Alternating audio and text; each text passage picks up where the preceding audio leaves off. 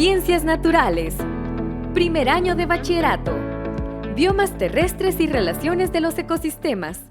Hola estudiantes, bienvenidos a este espacio de Aprendamos en Casa. El día de hoy continuaremos hablando de otro tema de biología muy interesante y también muy importante para todos nosotros. Y es que vamos a ver las relaciones que existen entre los biomas de la Tierra y también las interacciones que se dan en los ecosistemas. Hablamos de factores bióticos y de factores abióticos. Eso significa que ahora vamos a hablar sobre el ambiente que nos rodea, es decir, todos los elementos de manera global que se involucran en esta clase de interacciones a gran escala en el planeta. Para comenzar, podemos hablar acerca de la ecología. Esta es una disciplina de la biología que se dedica a estudiar justamente estas interacciones que acabo de mencionar, las interacciones entre los componentes bióticos, que son los organismos como tales, y las interacciones con los componentes abióticos. Estos son agua, luz, temperatura, lluvia, humedad, suelo, rocas, etc. Todo aquello que no está vivo. La ecología también se divide en dos subdisciplinas. La primera es la autoecología, o conocida como ecología de las especies. Esta autoecología es realmente el estudio de las interacciones ecológicas que lleva a cabo una especie determinada. Es decir, es por eso que esta subdisciplina se dedica solamente a estudiar la ecología y la forma en cómo una especie determinada se desarrolla en el ecosistema. La otra subdisciplina de la ecología es la llamada cinecología. La cinecología es conocida como la ecología de las comunidades. Esto significa que esta área de la ecología se dedica a estudiar las interacciones que hay entre grupos de especies o poblaciones junto con sus comunidades. Por lo tanto, ahora veremos algo muy importante sobre los objetos de estudio tanto de la autoecología como de la cinecología. Es por eso que en este video te invito a que prestes mucha atención a lo que se va a hablar sobre los biomas y las relaciones que existen entre los ecosistemas.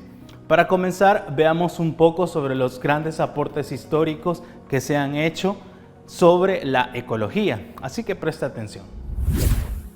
La palabra ecología proviene de los vocablos griegos oikos y logos, que significan casa y ciencia respectivamente. El biólogo y zoólogo alemán Ernst Haeckel, 1834-1919, es considerado el padre de la ecología, porque fue el primer científico que se propuso la creación de un neologismo especial para definir las relaciones entre los seres vivos y sus hábitats. En el año de 1869, Haeckel acuñó el término ecología para las prácticas que relacionan a los individuos y el medio ambiente de una manera dinámica. Sin embargo, fue hasta la década de 1960 cuando se consideró a la ecología como una ciencia importante. El continuo incremento de la población humana y la destrucción del medio natural con pesticidas y contaminantes ha llamado la atención pública respecto del mundo de la ecología. Gran parte de este interés reciente se centra en la ecología humana. Como observaste, desde hace mucho tiempo ya se le daba importancia a estas relaciones e interacciones que existen en las diversas especies de los ecosistemas. Eso significa que para entender cómo funcionan o cómo se desarrollan estas interacciones, es necesario comprender que hay un flujo de materia y de energía entre todos los organismos. Este flujo de materia y energía, una vez dentro de una especie o de un organismo, hay transformaciones tanto de la materia como de la energía. Esas transformaciones, hablando de la energía, sabemos que es necesario que ocurran y también una determinante para que estas transformaciones ocurran son las interacciones y relaciones que deben haber entre individuos de la misma especie o individuos de diferentes especies y poblaciones. Por lo tanto, vamos a ver de qué tratan todas estas interacciones y por qué son vitales para el flujo de la materia y de la energía. Entonces, para entender este flujo de energía en los diferentes organismos y en los diferentes seres vivos, es necesario primero entender cómo están organizados los seres vivos. Para comenzar, sabemos que un grupo de organismos de una misma especie conforman lo que se conoce como población. Por ejemplo, un grupo de hormigas en realidad es una población de hormigas o conforma una población de hormigas.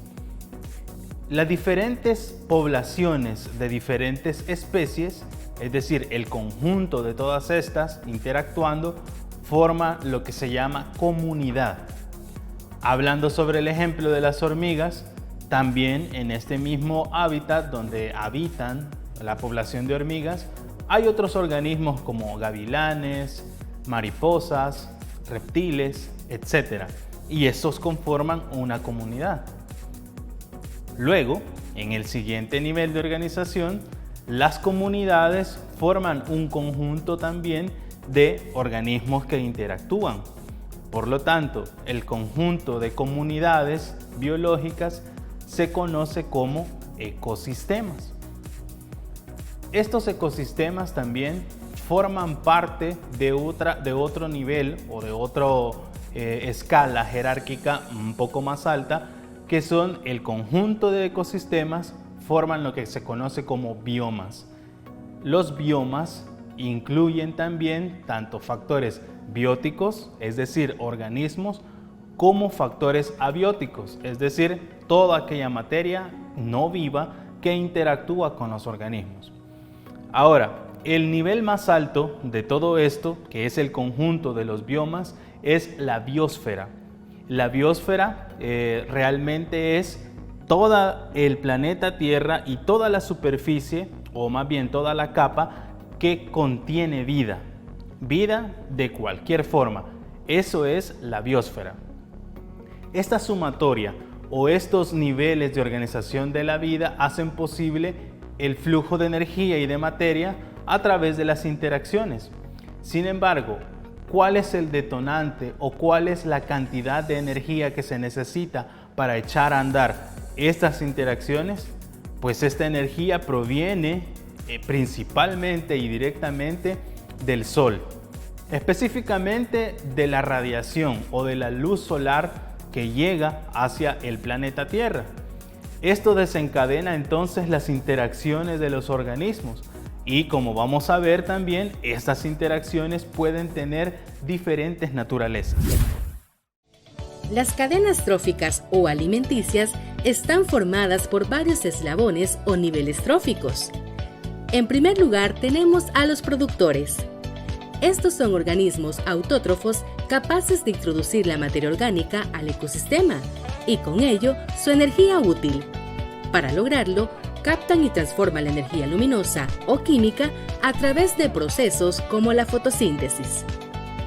La materia orgánica fabricada es utilizada por los propios organismos fotosintéticos para el mantenimiento de sus procesos vitales mediante la respiración, que tras ser utilizada en este proceso se transforma en calor. La energía restante se acumula en las estructuras vivas, pudiendo ser transferida en forma de alimento a los seres heterótrofos. Tenemos también a los consumidores, que son organismos heterótrofos que se alimentan de otros seres vivos, animales o vegetales. Podemos distinguir varios niveles. Consumidores primarios o herbívoros. Se alimentan directamente de los tejidos de los productores. Constituyen el segundo nivel trófico. Consumidores secundarios o carnívoros.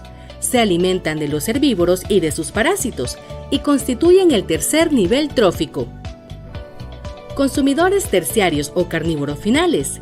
Se alimentan de los carnívoros y constituyen el cuarto nivel trófico. Entonces existen diferentes niveles tróficos en donde la energía fluye. Lo que ya mencionaba sobre la energía del Sol que incide sobre la Tierra desencadena los niveles tróficos.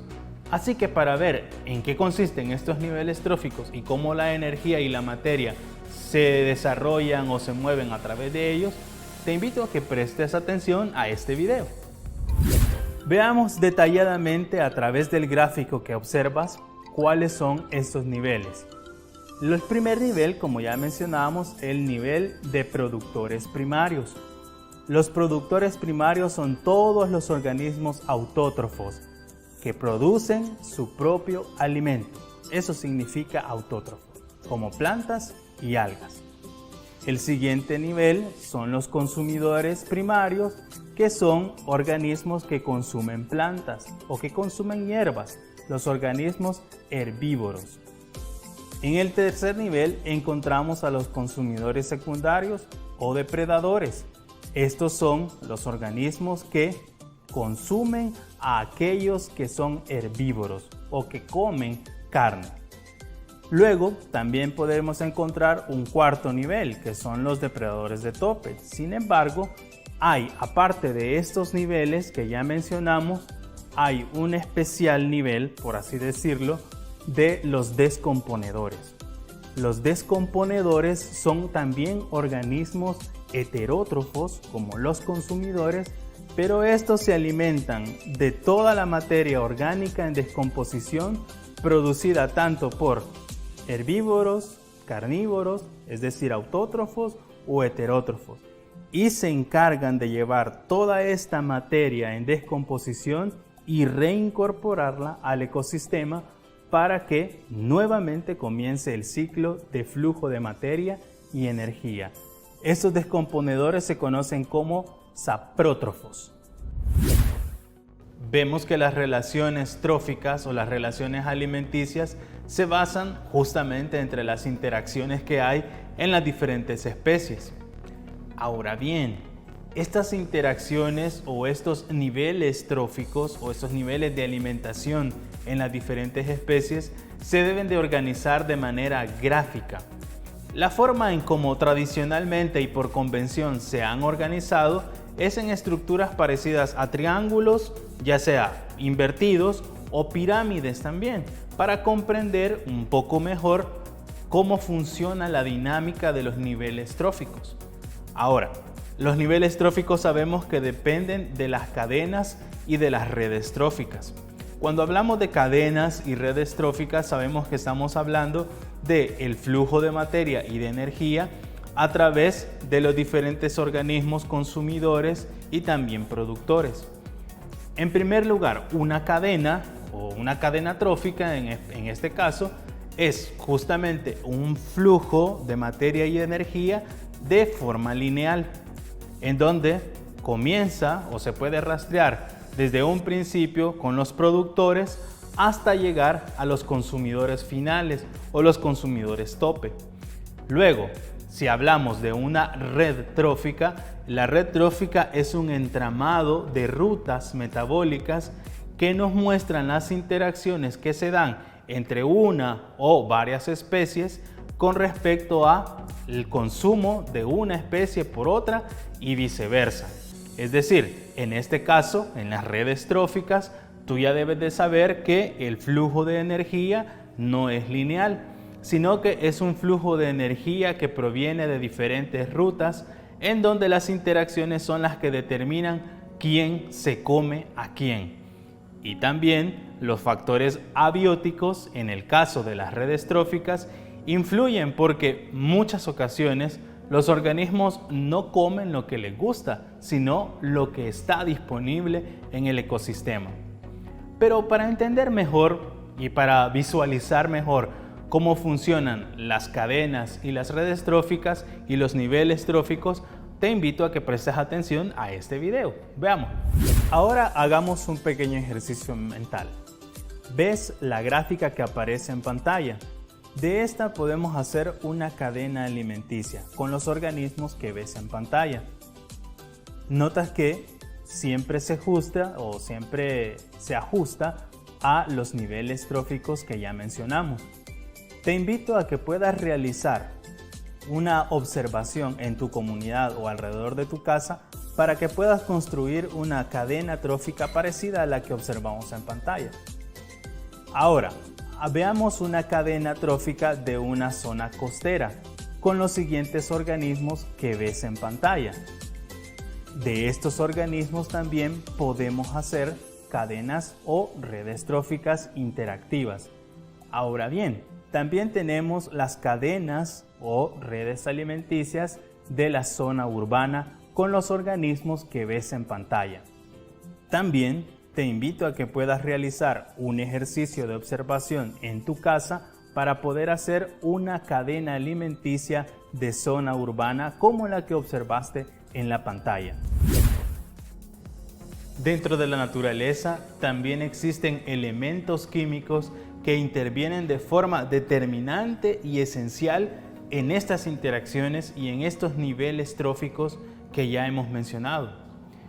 Estos elementos se mueven a través de las diferentes cadenas tróficas en la Tierra y en la atmósfera y también en los océanos.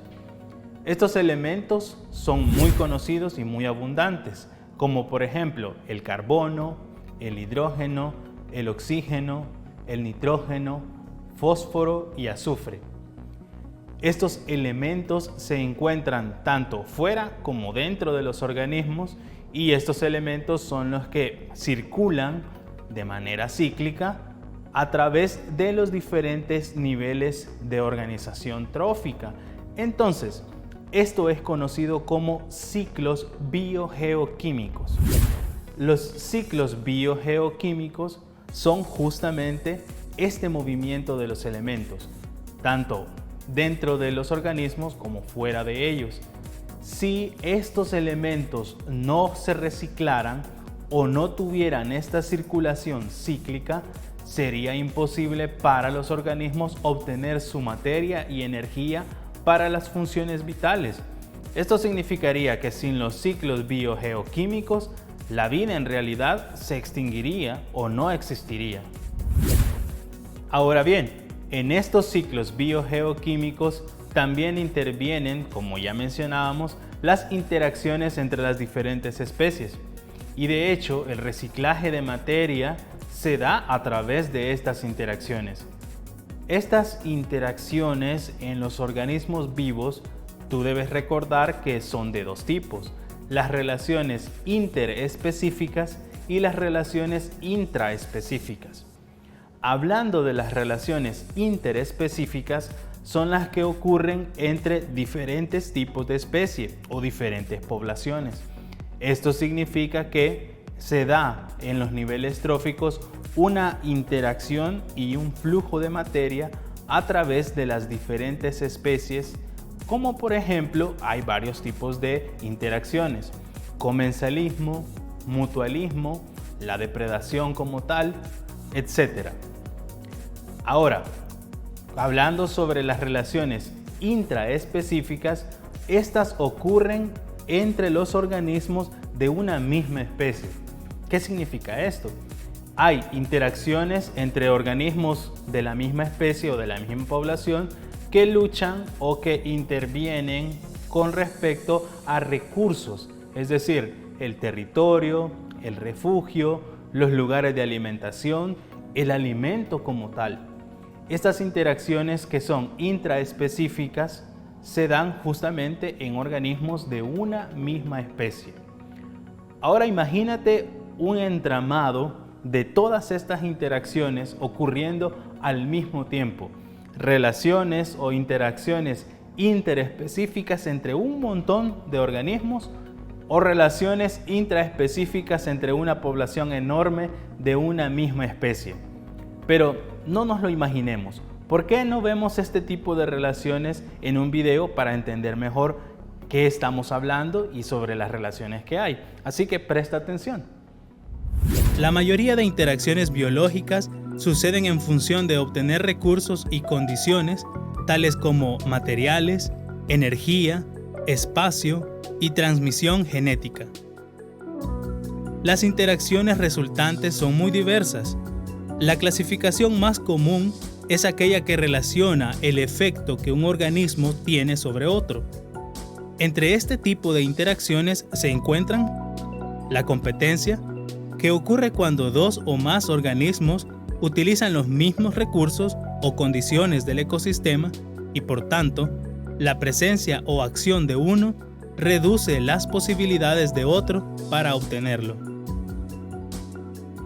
La competencia es una de las interacciones más habituales, ya que puede darse entre organismos de la misma o de distintas especies. Estos árboles, por ejemplo, crecen cada vez más altos en busca de la luz.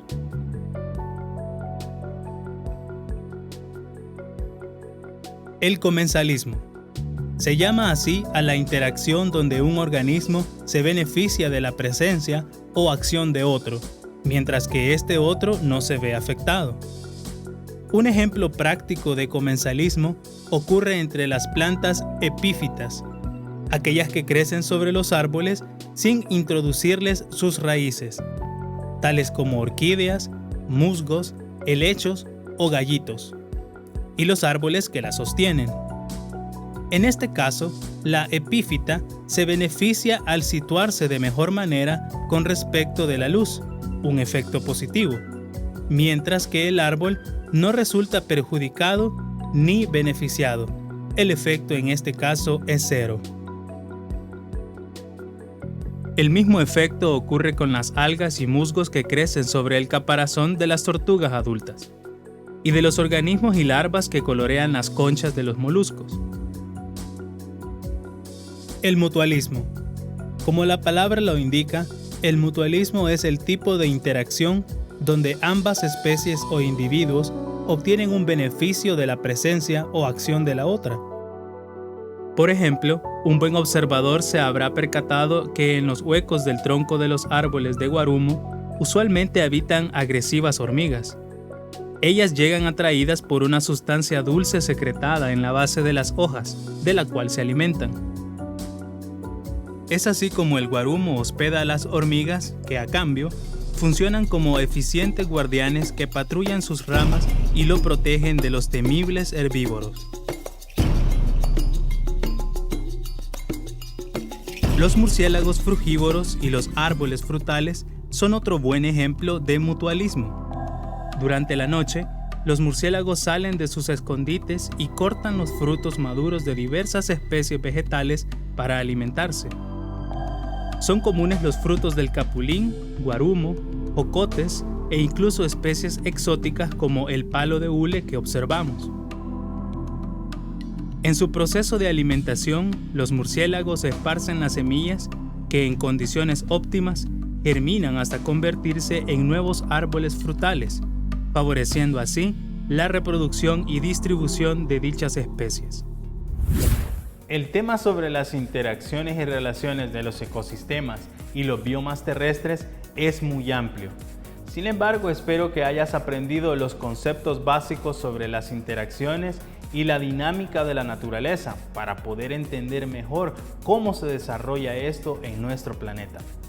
Lastimosamente hemos llegado hasta acá con este tema en esta ocasión, pero te invito a que puedas investigar mucho más sobre este interesante tema y también te invito a que puedas sintonizarnos en la próxima ocasión, siempre aquí en tu espacio de Aprendamos en Casa. Hasta luego.